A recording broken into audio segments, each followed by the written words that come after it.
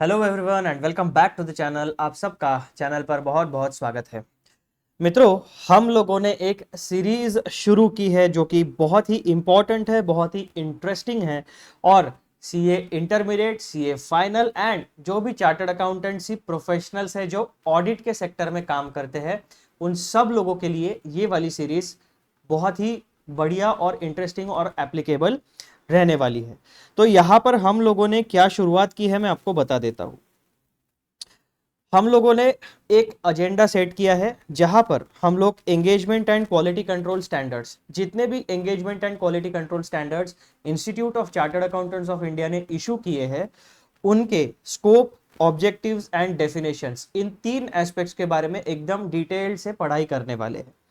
तो सबसे पहले मैं आपको हेडिंग तो आपने पढ़ ही लिया होगा, discussion on scope, objectives and definition, यानी each and every engagement and quality control standard का scope, each and every engagement and quality control standard का ऑब्जेक्टिव एंड जितने भी हमारे पास स्टैंडर्ड्स ऑन ऑडिटिंग है, स्टैंडर्ड्स ऑन रिव्यू एंगेजमेंट्स है, ऐसे जितने भी आपके engagement and quality control standards है, उन सारे के सारे स्टैंडर्ड्स में जितनी भी नंबर ऑफ डेफिनेशंस दी गई है, उन सारे डेफिनेशंस को हम डिटेल में पढ़ने वाले हैं।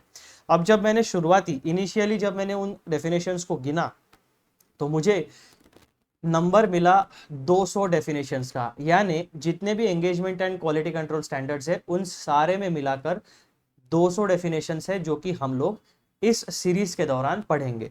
लेकिन हमने इस सीरीज को दो सेगमेंट्स में डिवाइड किया है। सबसे पहले हम पढ़ेंगे scope and objectives of each and every standard, इसको पहले खत्म करेंगे अच्छे से पढ़ के, उसके बाद में हम डेफिनेशंस के ऊपर जंप अप करने वाले हैं। अब मैं आपको थोड़ा सा एक बैकग्राउंड फिर से रिवाइज करा देता हूं ताकि आप वीडियो में एकदम सही तरीके से जुड़ सको। तो मित्रों, जो institute of chartered accountants of India है उसने engagement and quality control standards issue किए हैं। कौन से? सबसे पहला है standard on auditing, standard on auditing. वो एप्लीकेबल कहां पे रहने वाला है? Applicable in audit of historical financial information, यानी करंट पीरियड की फाइनेंशियल इंफॉर्मेशन नहीं और प्रोस्पेक्टिव फाइनेंशियल इंफॉर्मेशन नहीं। जो फाइनेंशियल ईयर खत्म हो चुका है उसकी उस डेटा को हम कहेंगे हिस्टोरिकल फाइनेंशियल इंफॉर्मेशन। दूसरे नंबर पे कौन से स्टैंडर्ड्स आते हैं आपके? Standards on review engagements, applicable in review of historical financial statement. अब नाम से आपको पता चल गया कि एक प्रोसेस होती है ऑडिटिंग की, एक प्रोसेस होती है रिव्यू की। दोनों में सब्जेक्ट मैटर हमारा रहने वाला है हिस्टोरिकल फाइनेंशियल इंफॉर्मेशन। लेकिन हिस्टोरिकल फाइनेंशियल इंफॉर्मेशन में एक सेगमेंट में, यानी एक प्रोसेस में हम ऑडिट करेंगे, दूसरी प्रोसेस में हम रिव्यू करेंगे। दोनों प्रोसेसेस में फर्क होता है। Point number 3, standards on assurance engagement. ठीक है, applicable in assurance engagements other than audit and review of historical financial information. यानी तीन प्रकार के प्रैक्टिसेस, यानी तीन प्रकार के काम एक ऑडिटर यानी एक क्वालिफाइड चार्टर्ड अकाउंटेंट कर सकता है। पहला हो गया आपका ऑडिट, दूसरा हो गया आपका रिव्यू और तीसरा हो गया आपका एश्योरेंस एंगेजमेंट। तो ये जो एश्योरेंस एंगेजमेंट है ये रिव्यू और ऑडिट के अलावा तीसरी प्रोसेस होती है। इसमें और अलग तरीके से काम होता है। इसका भी सब्जेक्ट मैटर हमारा रहने वाला है हिस्टोरिकल फाइनेंशियल इंफॉर्मेशन। यानी ऑडिटिंग, रिव्यू एंड एश्योरेंस, इन तीनों में एक कॉमन पॉइंट हमारा रहने वाला है। तीनों प्रोसेसेस हम अप्लाई करने वाले हैं हिस्टोरिकल फाइनेंशियल इंफॉर्मेशन पर। Historical financial information means what, कि मैं आपको थोड़ा सा बता ही देता हूं। अभी आप देखो हमारा करंट फाइनेंशियल ईयर कौन सा चल रहा है? 2001 अप्रैल 2024 से लेकर 31 मार्च 2025 तक। ये हमारा 12 महीनों का फाइनेंशियल ईयर रहेगा। अब इस फाइनेंशियल ईयर का ऑडिट हम कब करेंगे? 31 मार्च 2025 के बाद करेंगे। यानी पूरा फाइनेंशियल ईयर हमारा कंप्लीट हो जाएगा, सारे ट्रांजैक्शंस हम लोग रिकॉर्ड करेंगे, उसके बाद में उसका क्रॉस वेरिफिकेशन यानी ऑडिटिंग या रिव्यू या उससे रिलेटेड एश्योरेंस एंगेजमेंट्स हम कंडक्ट कर पाएंगे। इसका मतलब क्या हुआ कि जो पीरियड हमारा क्लोज हो चुका है उस पीरियड की फाइनेंशियल इंफॉर्मेशन का हम ऑडिट करते हैं। जो पीरियड क्लोज हो चुका है उस पीरियड की फाइनेंशियल इंफॉर्मेशन को कहा जाता है हिस्टोरिकल फाइनेंशियल इंफॉर्मेशन, यानी जो ट्रांजैक्शंस पास्ट में हो चुके हैं। चौथी प्रोसेस क्या होती है? Standards on related services. चार प्रकार के काम एक क्वालिफाइड चार्टर्ड अकाउंटेंट ऑडिटिंग के फील्ड में कर सकता है: ऑडिटिंग, रिव्यू, एश्योरेंस, ये तीनों प्रोसेसेस का सब्जेक्ट मैटर आपका रहने वाला है हिस्टोरिकल फाइनेंशियल इंफॉर्मेशन, ठीक है। उसके बाद में स्टैंडर्ड्स ऑन रिलेटेड सर्विसेज, ये आपकी चौथी सर्विस होगी। ये एप्लीकेबल रहेगी in agreed upon procedures to information to financial information. यहाँ पे फाइनेंशियल वर्ड मिसिंग हो गया, आप लोग ध्यान में रखना। Applicable in agreed upon procedures to financial information, compilation engagements and other related service engagements. यानी ये भी यहाँ पर ये जो रिलेटेड सर्विसेज है, यहाँ पर स्पेसिफिकली हिस्टोरिकल शब्द का उपयोग नहीं हुआ है। दैट मीन्स व्हाट, कि रिलेटेड सर्विसेज में भी एक चार्टर्ड अकाउंटेंट फाइनेंशियल इंफॉर्मेशन से जुड़े काम ही करेगा, लेकिन वहां पे ऐसा कंपल्शन नहीं है कि वो हिस्टोरिकल फाइनेंशियल इंफॉर्मेशन ही रहेगी। हो सकता है वो हिस्टोरिकल फाइनेंशियल इंफॉर्मेशन हो सकता है वो करंट पीरियड की फाइनेंशियल इंफॉर्मेशन हो, या फिर हो सकता है वो प्रोस्पेक्टिव फाइनेंशियल इंफॉर्मेशन, यानी फ्यूचर में क्या प्लान्स है, प्रोजेक्ट फाइनेंसिंग वगैरह वगैरह, फोरकास्टिंग, ये सारे काम हो सकते हैं। तो ऐसे सारे कामों को रिलेटेड सर्विसेज में डाल दिया जाता है। अब ये 4 प्रकार की जो प्रोसेसेस है, इन 4 प्रकार की प्रोसेसेस को एक स्टैंडर्डाइज करने के लिए, यूनिफॉर्मिटी देने के लिए 4 प्रकार के स्टैंडर्ड्स हमारे इंस्टीट्यूट ने डेवलप किए हैं। उन्हें कहा जाता है standards on auditing, standards on review engagement, standards on assurance engagements and standards on related services. अब ये 4 प्रकार के काम करते समय जो मेरी फर्म है चार्टर्ड अकाउंटेंसी की फर्म, तो मेरी भी कुछ जिम्मेदारी बनती है कि काम में क्वालिटी है, क्वालिटी काम करूं। तो इसीलिए इंस्टीट्यूट ने मेरे लिए, यानी एक चार्टर्ड अकाउंटेंसी फर्म के खुद के वर्किंग के लिए भी एक स्टैंडर्ड इशू किया है, जिसे कहा जाता है SQC1, that mean standard on quality control. अब ये क्लाइंट को एप्लीकेबल नहीं है, ये चार्टर्ड अकाउंटेंसी फर्म को एप्लीकेबल रहने वाला है। Applicable to all firms conducting above mentioned engagements, यानी जो भी चार्टर्ड अकाउंटेंट इन 4 सेगमेंट्स में काम करेगा, आइदर साइमल्टेनियसली और इंडिविजुअली, उसे SQC1 हमेशा फॉलो करना पड़ेगा। तो ये मित्रों, ये 5 प्रकार के standards engagement and quality control standards के नाम से जाने जाते हैं। अब हम लोगों ने ऐसे 200 का स्कोप एंड ऑब्जेक्टिव्स वाला पोर्शन कंप्लीट कर लिया है। उससे रिलेटेड वीडियोस मेरे चैनल के ऊपर अवेलेबल हो चुके हैं, आप लोग चैनल पे रेफर कर सकते हो। अब इस वीडियो का जो मुद्दा है, हम लोग नए स्टैंडर्ड की शुरुआत करेंगे, ऐसे 210, जिसका नाम है agreeing the terms of audit engagements. अब ये जो स्टैंडर्ड ऑन ऑडिटिंग है, यानी पहला वाला जो हमारा काम होता है ऑडिट का, एसेज हम लोग पहले डिस्कस करेंगे, फिर SREs, फिर SAE, फिर SRS, ठीक है। ऐसे कर करके हम लोग सारे स्टैंडर्ड्स डिस्कस करेंगे। तो अभी हमारा सेगमेंट शुरू है स्टैंडर्ड्स ऑन ऑडिटिंग, उसमें ऐसे 210 है आपका, जिसका टाइटल है agreeing the terms of audit engagement. अब इसका स्कोप एंड ऑब्जेक्टिव्स हम लोग डिस्कस करने वाले। So this video will specifically be targeted towards discussing the scope of standard on auditing 210। तो चलो अब हम लोग इसे शांति से पढ़ते हैं और डिटेल में समझते हैं।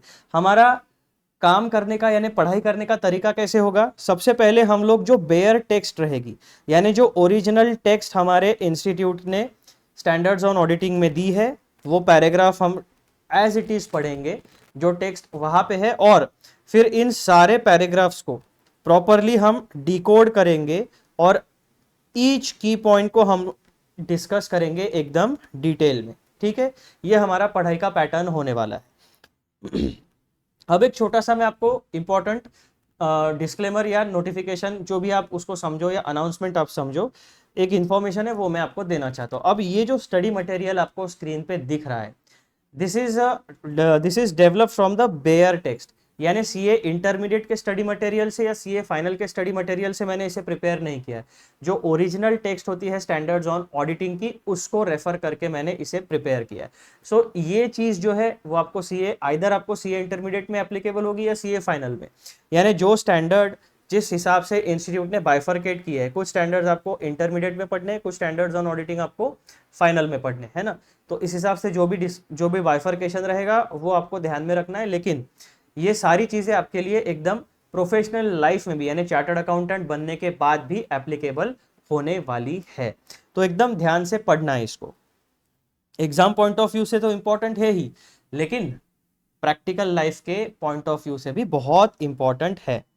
तो मित्रों, हमारा सोर्स क्या है, bare text, SAs issued by ICAI. अब ये जो स्कोप ऑफ एसे 210 है, जिसका टाइटल है agreeing the terms of audit engagement, ये आपको मिलेगा पैराग्राफ नंबर 1 में, और उसका एक एक्सप्लेनेटरी पैराग्राफ है जिसको कहा जाता है A1, यानी पैराग्राफ 1 और पैराग्राफ A1 ऑफ एसे 210, इन दोनों को मिला के हमें स्कोप ऑफ एसे 210 के बारे में पढ़ाई करनी पड़ेगी। तो यहां पर भी जो स्कोप वाला पोर्शन है, यहां पर भी मैंने पैराग्राफ 1 की एज इट इज टेक्स्ट उठाई है और पैराग्राफ A1 की एज इट इज टेक्स्ट उठाई है। बस इस स्टडी मटेरियल में इंप्रूवमेंट क्या है कि मैंने पॉइंट वाइज इसको अरेंज किया है, हर एक पॉइंट को हेडिंग प्रोवाइड किया है, जो कि आपको ओरिजिनल टेक्स्ट में नहीं मिलेगा। तो ये वाला थोड़ा सा इंप्रूव्ड वर्जन आप कह सकते हो। तो पैराग्राफ 1 क्या कहता है, स्कोप ऑफ दिस स्टैंडर्ड, यानी पैराग्राफ 1 का पहला जो स्टेटमेंट है वो आपको ऐसे 210 का स्कोप डायरेक्टली बता देगा। This standard on auditing deals with auditors' responsibilities in agreeing the terms of the audit engagement with management and where appropriate those charged with governance। यानी ऐसे 210 जो है वो आपको ऑडिटर की जिम्मेदारी है, यानी ऑडिटर के रिस्पॉन्सिबिलिटी के बारे में बताता है। अब ऑडिटर की कौन सी रिस्पॉन्सिबिलिटी के बारे में बताता है कि जब भी एक क्लाइंट किसी ऑडिटर को अपॉइंट करता है तो एक अपॉइंटमेंट लेटर बनाना पड़ता है, ताकि आपके पास सारा रिटर्न रिकॉर्ड रहे कि कौन सी चीजों पे आपने अग्री किया था, ताकि आगे चल के कोई डिस्प्यूट ना हो। This standard on auditing deals with auditors' responsibilities in agreeing the terms of the audit engagement with management and where appropriate those charged with governance। अब यहाँ पे जैसे ही आप देखोगे, तो मित्रों एक मिनट मैं आपको यहाँ पर क्लास नोट्स तैयार कर लेता हूँ और यहाँ पर मेरे क्रिएट हो चुके हैं ताकि मैं आपको अच्छे से समझा सकूँ। अब यहाँ पर 3 पार्टियां इन्वॉल्व होती है किसी भी एंगेजमेंट में, बेसिकली 2, लेकिन यहाँ पर मैं आपको 3 कैसे होती है वो बता देता हूँ। सबसे पहले तो आपकी एक ऑर्गेनाइजेशन रहेगी, ठीक है। ये आपकी जो ऑर्गेनाइजेशन है, उस ऑर्गेनाइजेशन में आपकी एक मैनेजमेंट रहेगी,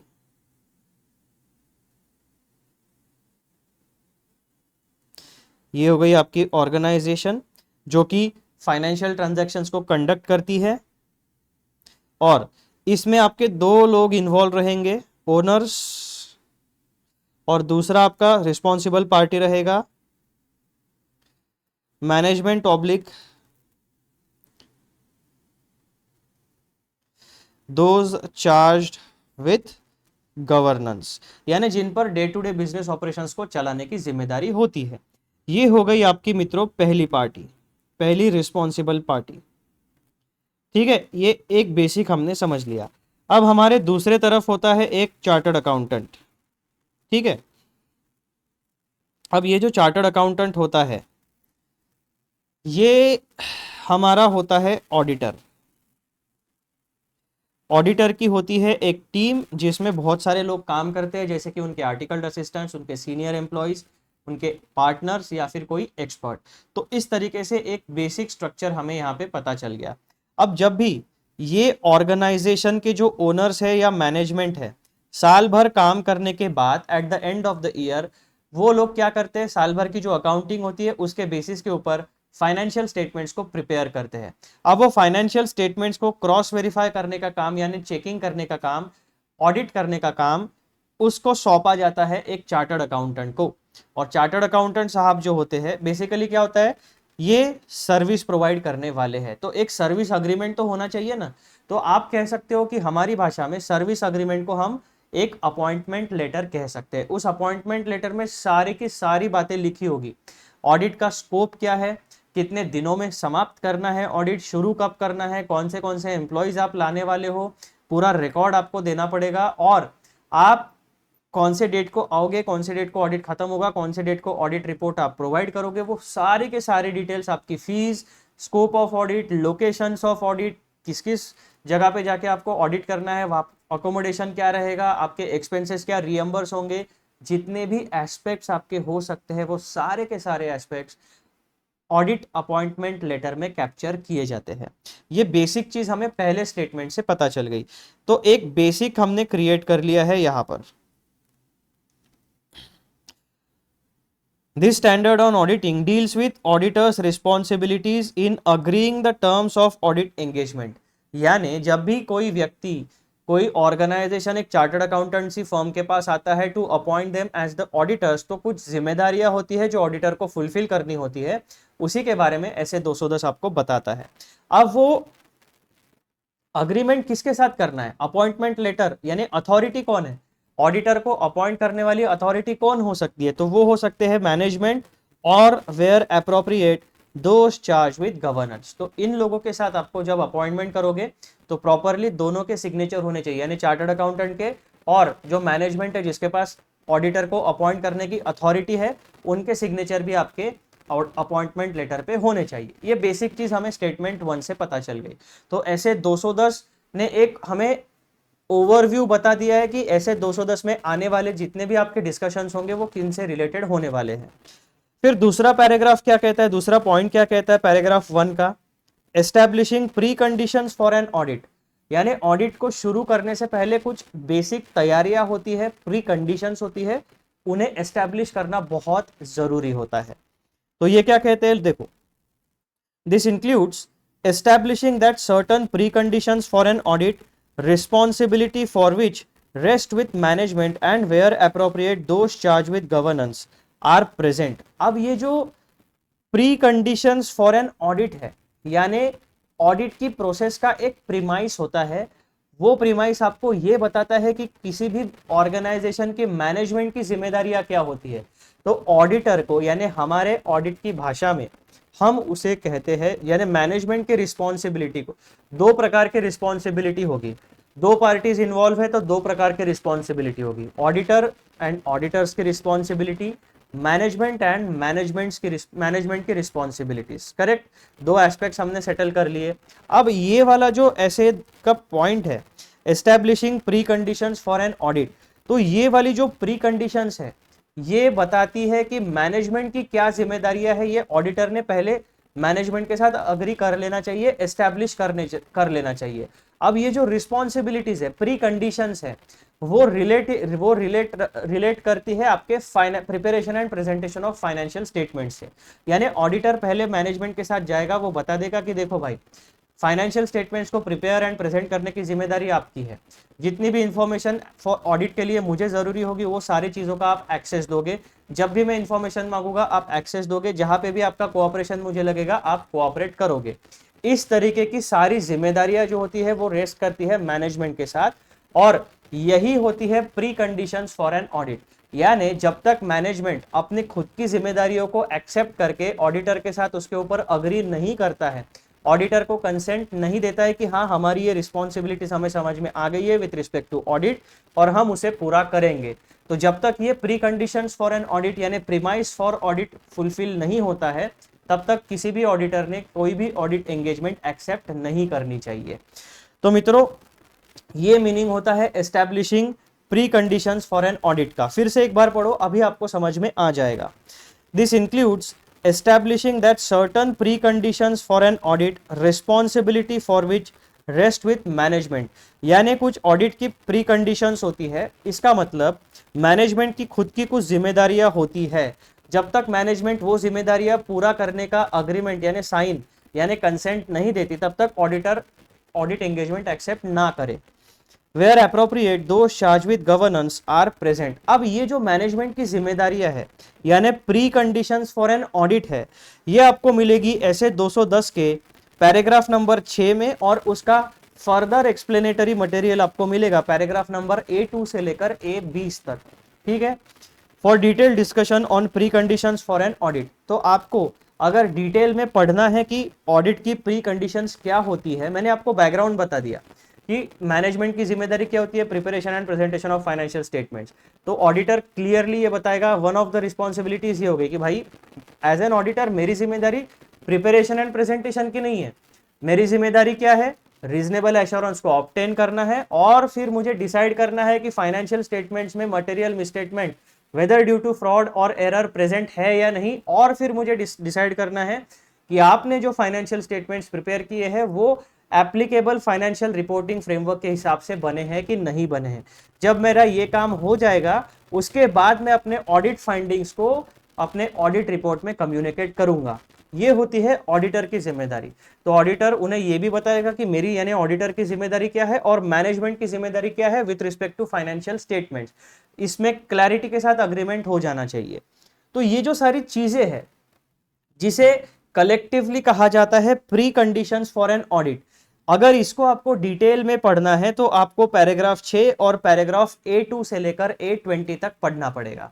अभी हमारा मुद्दा क्या है, हम केवल और केवल स्कोप ऑफ ऐसे 210 के बारे में डिस्कस करने वाले हैं। इसीलिए मैं आपके पैराग्राफ नंबर 6 और पैराग्राफ नंबर A2 से लेकर A20 तक डिस्कशन यहाँ पे नहीं करूंगा, लेकिन अगर आप चाहेंगे तो उसे आप पढ़ सकते हो, आपका नॉलेज एनहांस होगा।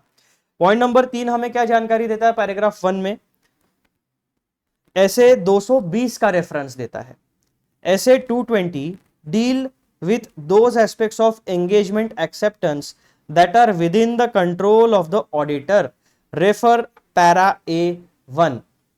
यानी नीचे दिया गया पैरा A1 जो कहे, यहां पर आपको जो चीजें बताई गई है वो पैराग्राफ A1 में कवर की गई है और वो हम यहां पर डिस्कस करने वाले हैं। तो मेरे कहने का तात्पर्य ये है मित्रों कि सबसे पहले तो पॉइंट नंबर 1 हमें बता देता है कि ऑडिटर की जिम्मेदारियां क्या है with respect to audit engagement. दो इंटरेस्टेड पार्टीज रहेंगी ऑडिटर को जिनके साथ अग्रीमेंट करना है, पहला तो मैनेजमेंट और दोस्त चार्ज विद गवर्नेंस। तो अब हमने जो बेसिक चीज यहां पर क्रिएट की थी तो हमें पता चल गया party number 1 is this and party number 2 is this. फिर हमें पता चला कि भैया यहां पर कुछ pre conditions for an audit होती है।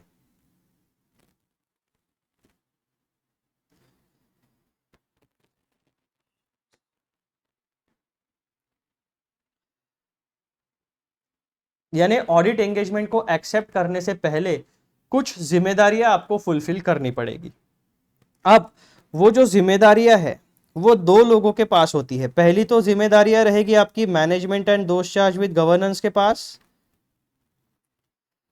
और दूसरी जिम्मेदारी फुलफिल करनी पड़ने वाली है ऑडिटर को। तो जो भी मैनेजमेंट की जिम्मेदारियां है उसे कहा जाता है ऐसे 210, वो आपको मिलने वाली है पैराग्राफ नंबर 6 और A2 से लेकर A20 तक, ये आपको मिलेगा ऐसे 210 में। यानी मैनेजमेंट की क्या जिम्मेदारियां है वो आपको मिलेगी ऐसे 210 में। अब ये वाला पॉइंट क्या कहता है, रेफरेंस टू ऐसे 220 deals with those aspects of engagement acceptance that are within the control of the auditor। यानी कुछ जिम्मेदारियां ऑडिटर साहब की होने वाली है और जो जिम्मेदारियां ऑडिटर साहब की होने वाली है वो आपको मिलने वाली है ऐसे 220 में। यानी कुल मिलाकर जो total pre conditions for an audit आपका होता है वो आपको साथ साथ में पढ़ना पड़ेगा, ऐसे 210 और ऐसे 220। तो दो सिनेरियोज, दो पार्टीज यहाँ पे ऐसे 210 ने पहले ही पैराग्राफ में एस्टैब्लिश कर दी। एक होता है ऑडिटर, दूसरा होता है मैनेजमेंट एंड दोस्त चार्ज विद गवर्नेंस। जब भी कोई ऑडिट एंगेजमेंट के बारे में बात होगी एक अग्रीमेंट होगा जिस अग्रीमेंट के टर्म्स एंड कंडीशंस आप रिटर्न फॉर्म में लिखोगे उस रिटर्न डॉक्यूमेंट को कहा जाता है ऑडिट अपॉइंटमेंट लेटर। उसमें सारी चीजें रिलेटेड टू ऑडिट लिखी रहेगी। तो pre conditions for an audit, कुछ प्री कंडीशंस की जिम्मेदारियां होती है मैनेजमेंट के ऊपर जो आपको ऐसे 210 में पता चलेगी। Certain preconditions related to audit, कुछ जिम्मेदारियां होती है ऑडिटर के ऊपर जो ऑडिटर को खुद को फुलफिल करनी होती है जो आपको मिलने वाली है ऐसे 220 में। तो ये एक ओवरऑल सिनेरियो पैराग्राफ नंबर 1 हमारे सामने सेटल कर देता है। फिर हम लोग आगे बढ़ते हैं। अब यहाँ पे क्या कहा गया है, ऐसे 220 का नाम लिया गया तो ऐसे 220 फुटनोट नंबर 1 हमें रेफर करनी है। तो फुटनोट नंबर 1 क्या कहती है, ऐसे 220 है quality control for an audit of financial statements. अब जब भी आप ऐसे 220 की बात करोगे quality control for an audit of financial statements, इसके साथ साथ आपको हमेशा बात करनी है SQC 1 की जो रिप्रेजेंट करता है standard on quality control applicable to all firms conducting above mentioned engagements. यानी यहां पर भी क्वालिटी कंट्रोल के लिए SQC 1 है, लेकिन ये जो यहाँ पर SQC1 जो है वो आपके क्वालिटी कंट्रोल की बात करता है ओवरऑल फर्म के लेवल पर, यानी जो चार्टर्ड अकाउंटेंसी फर्म होती है उसके ओवरऑल क्वालिटी, जितने भी आप काम करोगे वो सारे काम के क्वालिटी कंट्रोल के बारे में बात करता है SQC1। So this is a wider concept. और ऐसे 220 जो है, ऐसे 220 का हेडिंग क्या है यहाँ पर, quality control for an audit of financial statements. तो ऐसे 220 का जो स्कोप है वो ओवरऑल चार्टर्ड अकाउंटेंसी फर्म्स के तरफ नहीं है, वो केवल और केवल सीमित रहता है फाइनेंशियल स्टेटमेंट के ऑडिट तक। तो ये दो चीजें आपको क्वालिटी कंट्रोल के बारे में हमेशा ध्यान में रखनी चाहिए। SQC1 और ऐसे 220 ये इंपॉर्टेंट टॉपिक होता है CA फाइनल के लिए, क्योंकि चैप्टर नंबर 1 में क्वालिटी कंट्रोल में आपका सारा इसी के बारे में डिस्कशन रहने वाला है। तो ये बेसिक डिफरेंस ऐसे 220 और SQC1 में मैंने आपको बता दिया। SQC1 जो है वो चार्टर्ड अकाउंटेंसी फर्म के ओवरऑल वर्किंग के क्वालिटी के बारे में बात करता है, और ऐसे 220 जो है वो केवल और केवल ऑडिट ऑफ फाइनेंशियल यानी इंडिविजुअल ऑडिट के बारे में बात करता है, वो ओवरऑल फर्म के बारे में बात नहीं कर रहा है। तो मित्रों ये बेसिक ओवरव्यू आपका, मैंने जो हम लोगों ने बेयर टेक्स्ट पढ़ी थी उस बेयर टेक्स्ट का जो पैराग्राफ था, पैराग्राफ को डिकोड करने के बाद हमें 3 मुद्दे उससे मिले, और इसीलिए हमने उन मुद्दों को इन 3 पॉइंट्स में आपके सामने रखा। तो पैराग्राफ 1 एक बार मैं आपको समरी बता देता हूं, फिर हम आगे बढ़ेंगे। पैराग्राफ नंबर 1 हमें 2 पार्टीज के बारे में बताता है, पहला ऑडिटर, दूसरा है management and those charge with governance. ये 2 प्रकार की पार्टीज होती है।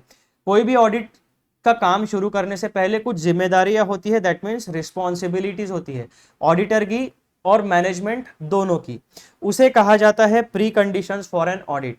तो जो pre conditions for an audit है, जो मैनेजमेंट की जिम्मेदारियों से रिलेटेड पोर्शन है, वो आपका ऐसे 210 में कवर होता है, पैराग्राफ नंबर 6 से लेकर 820 A2 से लेकर 820 तक। और जो जिम्मेदारियां ऑडिटर की है वो आपकी ऐसे 220 में कवर होती है। और इस तरीके से आपका बाइफर्केशन पूरे सिनेरियो का होता है। कौन सा वाला topic, agreeing the terms of audit engagement, यानी ऑडिट एंगेजमेंट ये जो एक प्रकार की सर्विस है, इसकी क्या टर्म्स एंड कंडीशंस होगी, उसके ऊपर जो एग्रीमेंट होगा उसके लिए ऐसे 210 बनाया गया है। अब यहां पर जो हमारा पॉइंट नंबर 3 है वो क्या रेफरेंस देता है, SA 220 deals with those aspects of engagement acceptance that are within the control of the auditor. और यहां पर आपको बताया गया रेफर पैराग्राफ नंबर A1, यानी इस पूरे पोर्शन के लिए पैराग्राफ नंबर A1 को हमें रेफर करना पड़ेगा। पैराग्राफ नंबर A1 क्या कहता है, यहां पर भी हमें 3 बातें, यानी जो प्लेन टेक्स्ट थी वहां पे मुझे 3 मुद्दे दिखे, तो मैंने 3 पॉइंट्स में उसको अरेंज किया है। पहला पॉइंट क्या कहता है, conditions for accepting assurance engagements, यानी जब भी कोई ऑडिटर एश्योरेंस एंगेजमेंट का काम लेगा तो उसके लिए कुछ कंडीशंस है, वो कंडीशंस फुलफिल होने से पहले उस एश्योरेंस एंगेजमेंट को एक्सेप्ट मत करना। एश्योरेंस एंगेजमेंट्स विच इंक्लूड ऑडिट एंगेजमेंट्स, यानी यहां पर उन्होंने पहले ही क्लियर कर दिया कि assurance engagement include audit engagements, ठीक है, तो इसमें ऑडिट का काम भी कवर हो गया है। Assurance engagement which include audit engagements may only be accepted when the practitioner considers that relevant ethical requirements such as independence and professional competence will be satisfied and when the engagement exhibits certain characteristics। अब ये जो characteristics है इसके footnote number 9 आपको refer करना है, जो है framework for assurance engagement paragraph number 16। अब वो वहाँ पे क्या दिया है, मैंने वहाँ पे हमें ज़्यादा टेंशन वाली बात नहीं है, उसको डिस्कस नहीं करेंगे हम, बस एक रेफरेंस आपको बता दिया है कि अगर इसको डिटेल में समझना है तो आपको कहाँ पे जाना पड़ेगा, framework for assurance engagement paragraph number 16, यानी पैराग्राफ नंबर 16 का मटेरियल उठा के इंस्टीट्यूट ने यहाँ पर आपके लिए रिप्रेजेंट किया है। ये स्टेटमेंट क्या कहता है, assurance engagement which include audit engagement में ओनली बी एक्सेप्टेड, यानी एश्योरेंस एंगेजमेंट जिनमें ऑडिट एंगेजमेंट को भी इंक्लूड किया जाता है, में only be accepted when the practitioner considers, यानी तभी आप एक्सेप्ट करना जब एक चार्टर्ड अकाउंटेंट कंसीडर करता है कि relevant ethical requirement such as independence and professional competence will be satisfied. यानी ऐसे ही एंगेजमेंट, ऐसे ही एश्योरेंस एंगेजमेंट्स या ऑडिट एंगेजमेंट को आपको एक्सेप्ट करना चाहिए जहां पे आपकी एथिकल रिक्वायरमेंट्स फुलफिल होने वाली है, यानी जो प्रोफेशनल कोड ऑफ कंडक्ट होता है वो फुलफिल होगा, जो एथिक्स होते हैं वो फुलफिल होंगे, और जो आपकी इंडिपेंडेंस की रिक्वायरमेंट होती है वो सेटिस्फाई होना चाहिए, और प्रोफेशनल कॉम्पिटेंस यानी ऑडिटर ने ये भी देखना चाहिए कि भाई खुद के पास उस तरह की एंगेजमेंट को परफॉर्म करने का, सर्विस प्रोवाइड करने का एक्सपीरियंस, नॉलेज बेस, रिसोर्सेस है कि नहीं है। सिर्फ कमर्शियली नहीं सोचना है कि भाई पैसा मिलेगा तो काम कर देता हूं, ऐसा नहीं। आपको दो तीन एस्पेक्ट्स देखने पड़ेंगे। पहला, आपको कोई भी काम तभी एक्सेप्ट करना है, बेसिकली कोई भी audit engagement, assurance engagement, review engagement तभी एक्सेप्ट करना है जब आपकी एथिकल रिक्वायरमेंट फुलफिल होगी, नंबर वन। जब आपका इंडिपेंडेंस हमेशा मेंटेन रहेगा, यानी state of mind and visibly एक ऑडिटर इंडिपेंडेंट होना चाहिए, और आपके पास प्रोफेशनल कॉम्पिटेंस होना चाहिए, है ना। यानी क्या, आपके पास रिसोर्सेस होने चाहिए, आपके पास टीम मेंबर्स होने चाहिए, आपके पास उतने जितने भी रिसोर्सेस लगते हैं, नॉलेज बेस होता है, कॉम्पिटेंस होता है, स्किल्स होती है, तो कोई भी काम करने के लिए आपके पास वो सारा एक इकोसिस्टम, एक इंफ्रास्ट्रक्चर अवेलेबल होना चाहिए, तभी आप इफेक्टिव और एफिशिएंट तरीके से कोई भी एंगेजमेंट को परफॉर्म कर पाओगे। तो ये तीन चीजें हमेशा फुलफिल होनी चाहिए। अगर ये तीन में से कोई भी कंडीशन फुलफिल नहीं होती है तो एंगेजमेंट को एक्सेप्ट मत करना, ठीक है। और and when the engagement exhibit certain characteristics, तो ये जो सर्टन कैरेक्टरिस्टिक्स है ये आपको पता चलेंगे फ्रेमवर्क फॉर एश्योरेंस एंगेजमेंट के पैराग्राफ नंबर 16 में। अभी हम लोग वहां पे नहीं जा रहे हैं। पॉइंट नंबर 2 हमें क्या कहता है पैराग्राफ नंबर 8.2 का, ethical requirements and auditors control. The auditors responsibilities in respect of ethical requirements in the context of acceptance of an audit engagement and in so far as they are within the control of the auditor are dealt within SA 220। यानी audit engagement से related जो भी terms and conditions के acceptance से related चीजें हैं, यानी auditor की जो जिम्मेदारी होती है एक ऑडिट एंगेजमेंट के बारे में, उससे जो चीजें ऑडिटर के कंट्रोल में है, जो चीजें ऑडिटर के रिस्पॉन्सिबिलिटी के अंडर आती है, वो आपकी कवर की गई है एसए 220 में। एसए 220 का हेडिंग क्या है? Quality control for an audit of financial statements. अब यहां पर इस पैराग्राफ में आपको क्या कहा गया है? Establishing pre conditions for an audit. यहां पर मैनेजमेंट की रिस्पॉन्सिबिलिटीज बता दी गई है, और आने वाले पैराग्राफ नंबर 6 और पैराग्राफ नंबर A2 से लेकर A20 तक सारे के सारे मैनेजमेंट की जिम्मेदारियां with respect to acceptance of audit engagement या टर्म्स ऑफ ऑडिट एंगेजमेंट इसी स्टैंडर्ड में डिस्कस हो गई है। अब ये पॉइंट हमें क्या बताता है? The auditors responsibilities in respect of ethical requirements, यानी कोई भी ऑडिट एंगेजमेंट के टर्म्स एंड कंडीशंस को अग्री करने से पहले आपके ऊपर कुछ जिम्मेदारियां हैं, जिसमें एथिकल रिक्वायरमेंट्स इंक्लूड होती है in the context of acceptance of an audit engagement and in so far as they are within the control of the auditor are dealt within SA 220। यानी ऑडिटर की क्या जिम्मेदारियां होती है with respect to acceptance of the audit engagement, वो आपको detail में SA 220 में पढ़ाई गई है। पॉइंट नंबर 3 क्या कहता है? Pre conditions for an audit entities responsibility, यानी जो चीज यहां पर बताई गई है वही यहां पर एक्सप्लेन की गई है। This essay deals with those matters or preconditions that are within the control of the entity and upon which it is necessary for the auditor and the entity's management to agree। अब यहां पर necessary कहा गया है, compulsory आप समझ सकते हो कि अगर उसमें आपका कुछ डिसएग्रीमेंट है, कुछ कंफ्यूजन है, तो ऐसे केसेस में ऑडिट एंगेजमेंट एक्सेप्ट मत कर लेना, ताकि क्योंकि आगे चल के फिर डिस्प्यूट्स हो सकते हैं। तो मित्रों ये है आपके ऐसे 210 का एक ओवरऑल स्कोप का ओवरव्यू, यानी पैराग्राफ 1 में आपको ऐसे 210 का स्कोप ऑफ ऐसे मिलता है, उसको हमने डिस्कस किया। 3 बातें हमें पता चली कि दो पार्टीज होती है, auditor, management and those charge with governance. इनकी दोनों की relating to acceptance of audit engagement कुछ जिम्मेदारियां होती है। मैनेजमेंट की जिम्मेदारियों को preconditions of an audit कहते हैं, ऑडिटर की जिम्मेदारियों को एथिकल रिक्वायरमेंट्स कहते हैं, और प्री कंडीशंस जो है वो ऐसे 210 में ही डिस्कस हो चुकी है, और एथिकल रिक्वायरमेंट्स जो होती है, जो ऑडिटर के कंट्रोल में होती है, वो ऐसे 220 में डिस्कस की गई है। उसके बाद में और इसी पूरी समरी को आपको यहाँ पर पॉइंट में, एक ही पॉइंट में उन्होंने समराइज करके बता दिया है। तो अब हम क्या करेंगे, हमारे दिमाग में जो बेयर टेक्स्ट होती है, जो ओरिजिनल टेक्स्ट है, उसका एक फ्रेमवर्क हमारे दिमाग में तैयार हो गया है। हम इस टेक्स्ट के साथ फेमिलियर हो गए, हमारा परिचय हो गया है इस टेक्स्ट के साथ।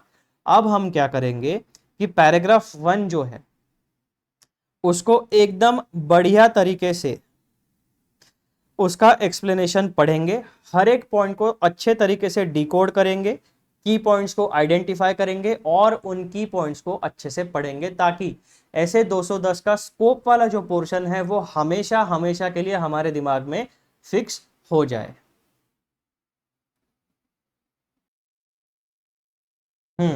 तो पैराग्राफ 1 का एक्सप्लेनेशन क्या कहता है, scope of this essay. Point number A, अब डिटेल्ड एक्सप्लेनेशन की तरफ आपको ध्यान देना है। The standard outlines the auditors responsibility in establishing the terms of audit engagement with management and if applicable with those charged with governance। अब यहाँ पे सिंप्लीफाइड लैंग्वेज में हमें पता चला कि भैया ये जो स्टैंडर्ड है ऐसे 210 agreeing the terms of audit engagement, ये आउटलाइन करता है, यानी ये हमें फ्रेमवर्क देता है, हमें गाइडलाइंस प्रोवाइड करता है रिगार्डिंग व्हाट, हमें गाइडलाइन प्रोवाइड करता है रिगार्डिंग ऑडिटर साहब की responsibility in establishing the terms of audit engagement with management and if applicable with those charged with governance। यानी ऑडिट के जो टर्म्स एंड कंडीशंस होंगे एंगेजमेंट के, अपॉइंटमेंट के, वो ऑडिटर के ऊपर जिम्मेदारी होती है कि आप जाके मैनेजमेंट के साथ डिस्कस करोगे और फाइनलाइज करोगे। ठीक है।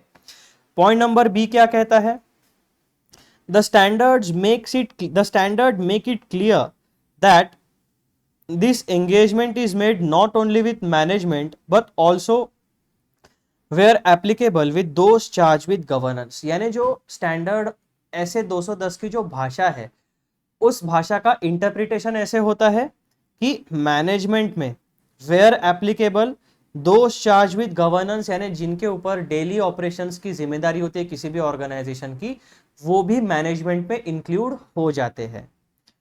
This reflects the auditors need to formally establish an understanding of the audit scope, objective and respective responsibilities before commencing the audit।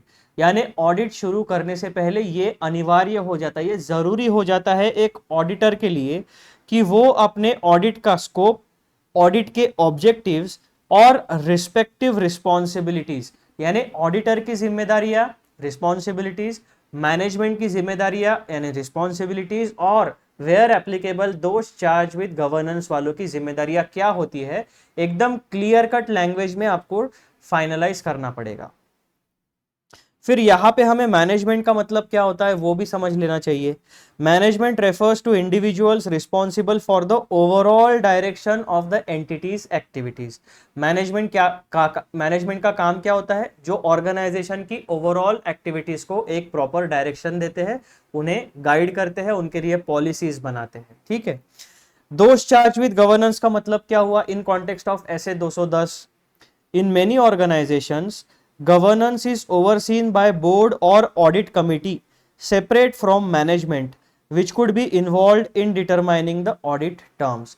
यानी कहीं कहीं हायरार्कियल स्ट्रक्चर ऐसा होता है, किसी किसी ऑर्गेनाइजेशन का इंटरनल स्ट्रक्चर ऐसा होता है कि जिसमें गवर्नेंस की जिम्मेदारी जो है वो बोर्ड या ऑडिट कमिटी के ऊपर भी होती है। यानी अपार्ट फ्रॉम मैनेजमेंट गवर्नेंस की जिम्मेदारियां बोर्ड ऑफ डायरेक्टर्स या ऑडिट कमिटी के ऊपर भी हो सकती है। सेपरेट, ये दोनों सेपरेट फ्रॉम यानी मैनेजमेंट से अलग एंटिटीज होती है within the organisation, which could be involve in determining audit terms. यानी दोज चार्ज विद गवर्नेंस के पास भी पावर हो सकती है, उनमें अपार्ट फ्रॉम मैनेजमेंट हो सकते हैं बोर्ड ऑफ डायरेक्टर्स या फिर ऑडिट कमिटी। तो जब कोई भी ऑर्गेनाइजेशन की मैनेजमेंट किसी ऑडिटर को अपॉइंट करती है तो उसमें बोर्ड या ऑडिट कमिटी का इन्वॉल्वमेंट भी हो सकता है to decide the terms of audit engagement. तो इसीलिए हमें पॉइंट नंबर ए और पॉइंट नंबर 2 में क्लैरिटी के साथ ये समझ लेना चाहिए कि किसी भी ऑडिट या किसी भी एंगेजमेंट जो एक चार्टर्ड अकाउंटेंट सर्विस प्रोवाइड करता है, किसी भी काम को एक्सेप्ट करने से पहले आपको ये समझ लेना पड़ेगा कि आपका इंटरेक्शन मैनेजमेंट एंड दोष चार्ज विद गवर्नेंस के साथ किस तरीके का होगा। आपको काम को शुरू करने से पहले ही दो चीजें एस्टैब्लिश कर लेनी है, ऑडिटर की जिम्मेदारी और मैनेजमेंट एंड दोष चार्ज विद गवर्नेंस वालों की जिम्मेदारी। उसके साथ साथ आपको ऑडिट का स्कोप, ऑडिट के ऑब्जेक्टिव्स, ये सारी चीजें एकदम क्लैरिटी के साथ काम शुरू करने से पहले अपॉइंटमेंट लेटर में इनकी पूरी लिस्ट आपके पास होनी चाहिए। पॉइंट नंबर सी क्या कहता है, establishing pre conditions for an audit. अब यहां पर जो प्री कंडीशंस की बात हो रही है, प्री कंडीशंस इस ऐसे 200 में प्री कंडीशंस का मतलब होता है मैनेजमेंट की जिम्मेदारियां, ठीक है, ये बात आप हमेशा दिमाग में फिक्स रखना।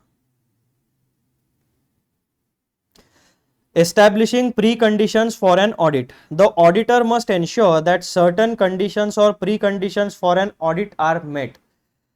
These preconditions are vital because they establish whether an audit is feasible and whether the auditor will be able to perform their duties effectively.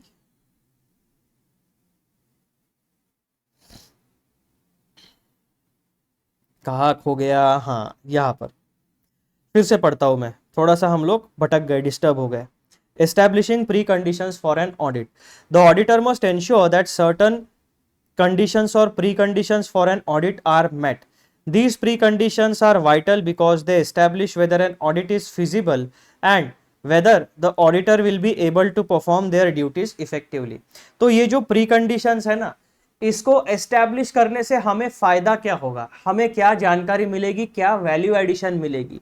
तो जब भी ऑडिट को शुरू करने से पहले आप ऑडिट से रिलेटेड प्री कंडीशंस को जब एस्टैब्लिश करते हो तो आपको दो फायदे होने वाले हैं। सबसे पहले तो आपको यह पता चलेगा कि ऑडिट करना फिजिबल है या नहीं, यानी कॉस्ट इफेक्टिव है या नहीं, उसमें आप कुछ वैल्यू एडिशन कर पाओगे एज एन ऑडिटर की नहीं, ठीक है, फिजिबिलिटी ऑफ ऑडिट आपको पता चल जाएगी। और दूसरा पॉइंट, जो हमारे ऑडिटर साहब है, क्या वो ऑडिटर साहब एफिशिएंटली एंड इफेक्टिवली ऑडिट को परफॉर्म कर पाएंगे या नहीं कर पाएंगे।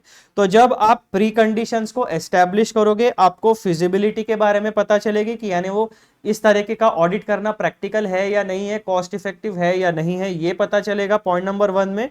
और दूसरा आपको पता चलेगा कि ऑडिटर साहब इफेक्टिवली इस ऑडिट एंगेजमेंट को परफॉर्म कर पाएंगे या नहीं कर पाएंगे। ये दो चीजें हमें प्री कंडीशंस एस्टैब्लिश होने के बाद आइडिया आ जाता है। फिर यहां पर क्या कहा गया है, रेफर ऐसे 210 agreeing the terms of audit engagement paragraph number 6 और एक्सप्लेनेटरी मटेरियल में पैराग्राफ नंबर A2 से लेकर A20 तक for detail discussion on pre conditions of an audit. तो ये जो यहां पर हमारा मुद्दा क्या है, केवल और केवल scope, objectives and definitions.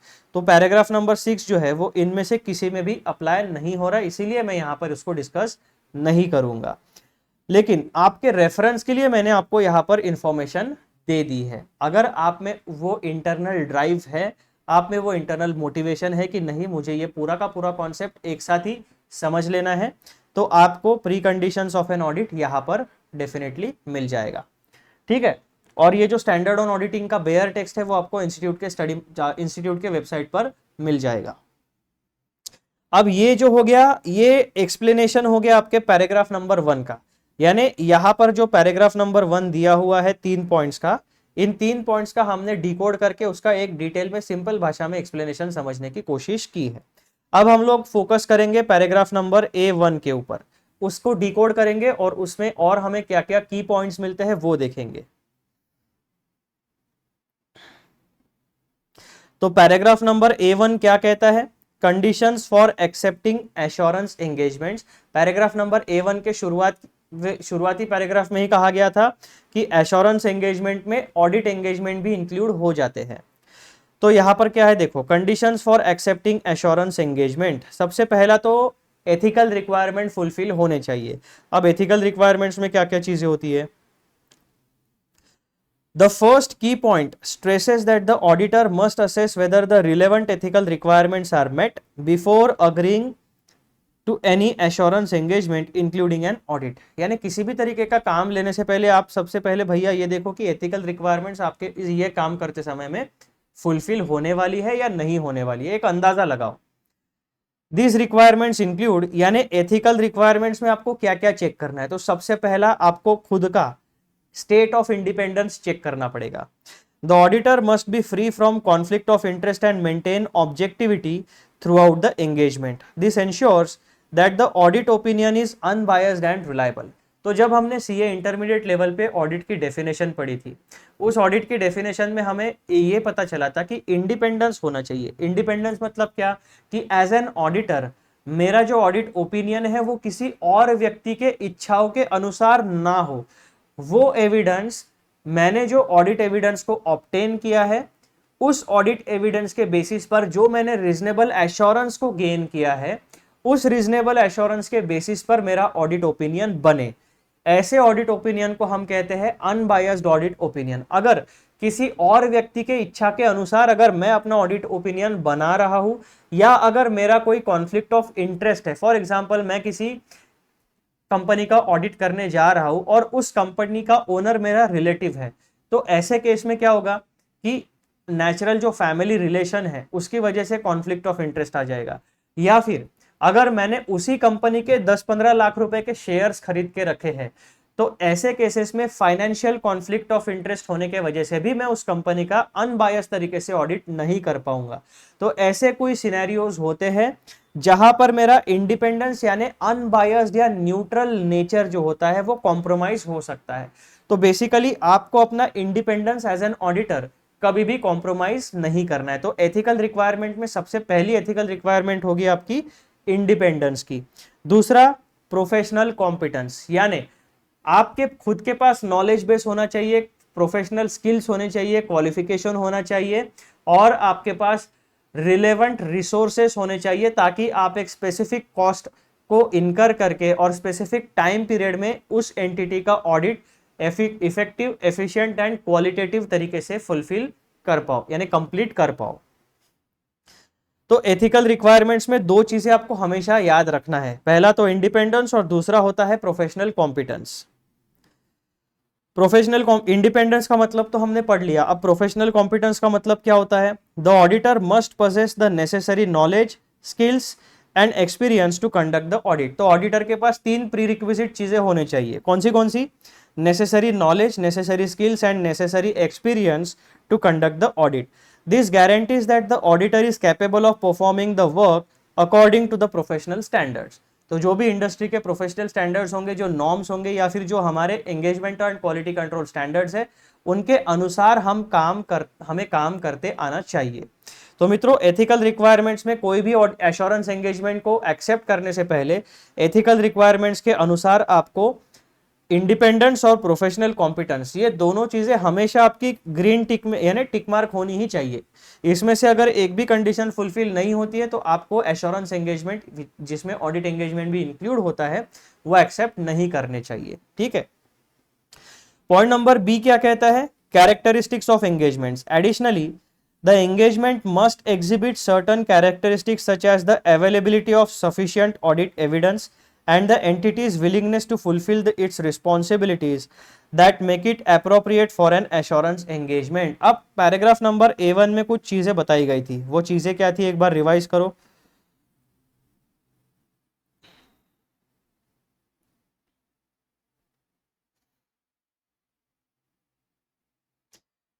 The engagement must exhibit certain characteristics, ऐसा कुछ वर्डिंग यहां पर कहा गया था, जो कि हमारा फुटनोट नंबर 9 में हमने देखा था। क्या कहता है ये, द ऑडिट, हाँ, assurance engagement which include audit engagement में only be accepted when the practitioner considers that relevant ethical requirements. तो इसी का एक्सप्लेनेशन हमने क्या देखा, रिलेवेंट एथिकल रिक्वायरमेंट्स में आपको इंडिपेंडेंस एंड प्रोफेशनल कॉम्पिटेंस, ये दोनों चीजें हमेशा टिक मार्क होनी चाहिए।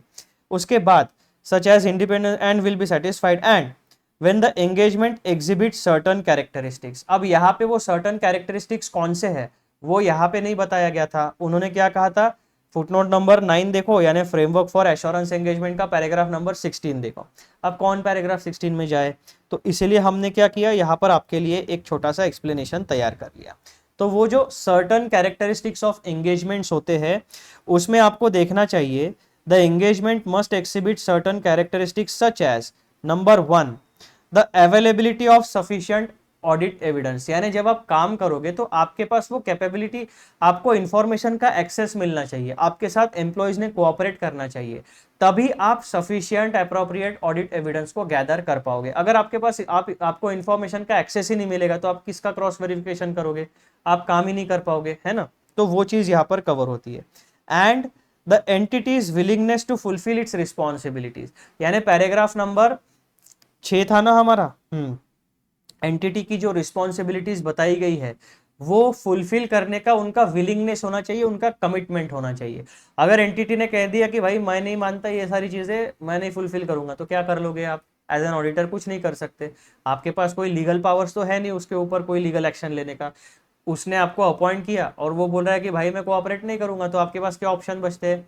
आइदर डिस्क्लेमर दो या फिर आप विड्रॉ कर लो उस एंगेजमेंट से। यही 2-3 ऑप्शन, ये 2 ऑप्शंस आपके पास बचेंगे, करेक्ट। तो इस तरीके से आपको चीजें ध्यान में रखनी है। The engagement must exhibit certain characteristics such as the availability of sufficient audit evidence and the entity's willingness to fulfil its responsibilities that make it appropriate for an assurance engagement, यानी जिस प्रकार का आपका एंगेजमेंट होगा उस प्रकार के responsibilities, उससे रिलेटेड रिस्पॉन्सिबिलिटीज फुलफिल होनी चाहिए। Point number 2, if these characteristics are not present the auditor should not accept the engagement. तो अगर आपकी एथिकल रिक्वायरमेंट्स फुलफिल नहीं हो रही है और आपकी एंगेजमेंट के सर्टन कैरेक्टरिस्टिक्स जो है, जैसे कि sufficient audit evidence and entity's willingness to fulfil its responsibilities, तो ये चीजें अगर आपकी फुलफिल नहीं हो रही है तो आपको ऐसे एंगेजमेंट्स एक्सेप्ट करने की कोई जरूरत नहीं है। सिर्फ पैसा मिलता है इसीलिए एंगेजमेंट को एक्सेप्ट कर लो, ये गलत चीज है, ये अनएथिकल चीज है। तो पहला पॉइंट तो आपको यहां पर क्लियर हो गया, that is conditions for accepting assurance engagement. अब पॉइंट नंबर 2 क्या कहता है? Ethical requirements and auditors control, यानी ऑडिटर के जिम्मेदारियां क्या होती है वो देखो। अब यहां पर ऐसे 220 का रेफरेंस आता है at this, point number A, this point emphasises the auditors responsibility regarding ethical compliance which includes. अब ऑडिटर को किन किन तरीके की एथिकल रिक्वायरमेंट्स को फुलफिल करना है? तो सबसे पहले इंटेग्रिटी, ऑब्जेक्टिविटी एंड कॉन्फिडेंशियलिटी, ये 3 चीजें हर एक चार्टर्ड अकाउंटेंसी प्रोफेशनल के पास होनी चाहिए।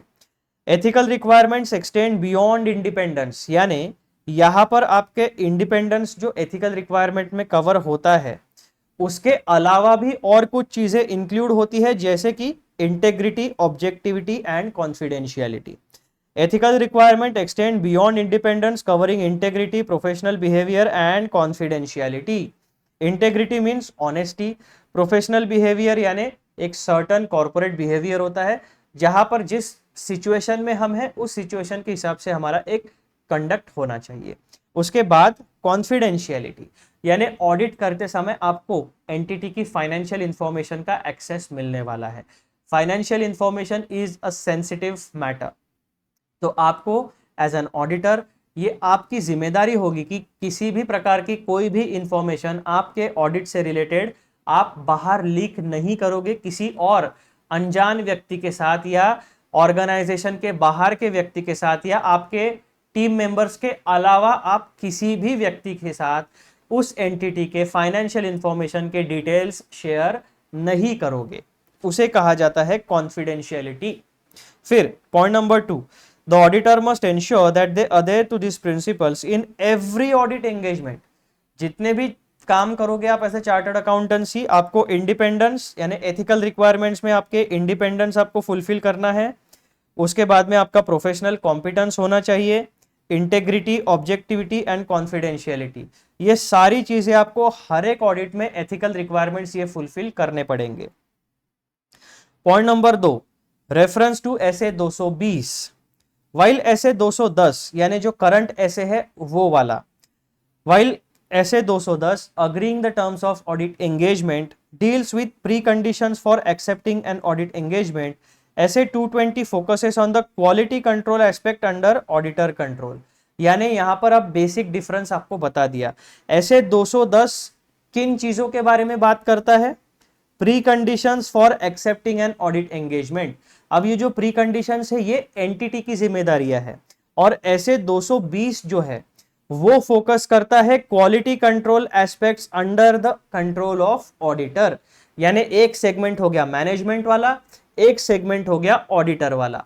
ऐसे 210 जो करंट वाला स्टैंडर्ड है वो मैनेजमेंट वाले सेगमेंट की जिम्मेदारियां बताता है, और ऐसे 220 जो आने वाले समय में हम डिस्कस करेंगे वो ऑडिटर के कंट्रोल में जो चीजें होती है रिलेटिंग टू क्वालिटी कंट्रोल उसके बारे में आपको बताता है with respect to audit engagements. ठीक है, ये बेसिक चीजें आपके ध्यान में आनी चाहिए। SA 220 requires the auditor to evaluate firm's independence, यानी चार्टर्ड अकाउंटेंसी फर्म का independence, competence and other ethical considerations before accepting और कंटिन्यूइंग द एंगेजमेंट। हो सकता है कि आपने पिछले साल भी सेम एंटिटी का ऑडिट किया, अब इस साल भी वही लोग आपको अपॉइंट करना चाहते हैं, that means continuing audit engagement. तो ऐसे केसेस में ऐसे 220 जो गाइडलाइंस आपको देता है उन चीजों को फॉलो करते हुए आपको अपना ऑडिट का काम या जो भी services as a chartered accountant आप प्रोवाइड करने वाले हो उन्हें आगे लेके चलना है। फिर point number B, the interaction between SA 210 और SA and SA 220 highlights that some ethical considerations such as independence are directly under auditor's control, whereas other preconditions must be agreed upon with management। यानी ऐसे 210 और ऐसे 220 इनको जब हम comparatively पढ़ेंगे तो हमें एक बात ध्यान में आएगी कि कुछ चीजें ऑडिटर के कंट्रोल में है और कुछ बातें मैनेजमेंट के कंट्रोल में है। तो जब तक ऑडिटर के कंट्रोल में जो बातें हैं और मैनेजमेंट के कंट्रोल में जो बातें हैं, उन दोनों बातों को शांति से बैठकर मैनेजमेंट और ऑडिटर जब तक डिस्कस नहीं करते, सर्टेन टर्म्स एंड कंडीशंस पर अग्री नहीं करते, तब तक आप ऑडिट का काम यानी एक्सेप्ट कोई भी ऑडिट एंगेजमेंट आप एक्सेप्ट नहीं कर पाओगे और आगे का काम आपका शुरू नहीं होगा। तो मित्रों ये था पॉइंट नंबर 2 एथिकल रिक्वायरमेंट्स के बारे में जानकारी। अब point number 3 pre conditions for an audit entities responsibility. अब एंटिटी की क्या रिस्पॉन्सिबिलिटी हो सकती है? द थर्ड की point outlines the pre conditions for an audit which must be agreed upon between the auditor and the entities management. These preconditions are essential to ensure that the audit can be conducted effectively। यानी आपको बस इतनी चीज यहाँ पर ध्यान में रखनी है कि जब तक ये प्री कंडीशंस आप फुलफिल यानी एक्सेप्ट नहीं करती है मैनेजमेंट या एस्टैब्लिश नहीं होती है, तब तक आप ऑडिट का काम इफेक्टिवली एंड एफिशिएंटली नहीं कर पाओगे। और डिटेल में पढ़ने के लिए कहाँ पे जाना है? तीसरी चौथी बार बता के हो गया है, यहाँ पे आपको जाना पड़ेगा। पॉइंट नंबर बी क्या कहता है? These preconditions are outside the auditor's direct control। यानी ये जो प्री कंडीशंस है जिसमें मैनेजमेंट की जिम्मेदारियां बताई गई है, ये ऑडिटर के डायरेक्ट कंट्रोल के बाहर है। यानी जब तक मैनेजमेंट अग्री नहीं करेगी तब तक ऑडिटर साहब कुछ नहीं कर सकते। But are crucial for determining whether the audit can be conducted under appropriate conditions. लेकिन जो प्री कंडीशंस है वो ऑडिटर साहब के तो कंट्रोल के बाहर है, लेकिन ये क्रूशल है to determine whether audit can be conducted under appropriate conditions. The auditor must ensure that management agrees to meet these responsibilities before accepting the audit engagement.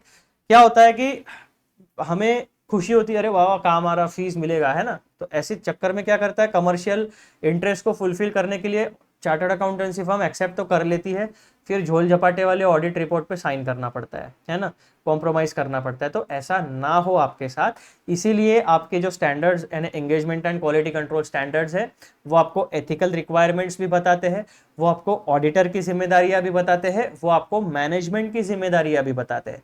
लेकिन इन सारी चीज़ों को पढ़ते वक्त आपको एक बात हमेशा ध्यान में रखनी है, जितना भी नॉलेज, जितने भी गाइडलाइंस, जितने भी instructions engagement and quality control standards में दिए गए हैं वो सारे के सारे हमारे ऊपर यानी चार्टर्ड अकाउंटेंसी प्रोफेशनल के ऊपर एप्लीकेबल है कंपलसरीली, वो मैनेजमेंट के ऊपर कंपलसरीली एप्लीकेबल नहीं है।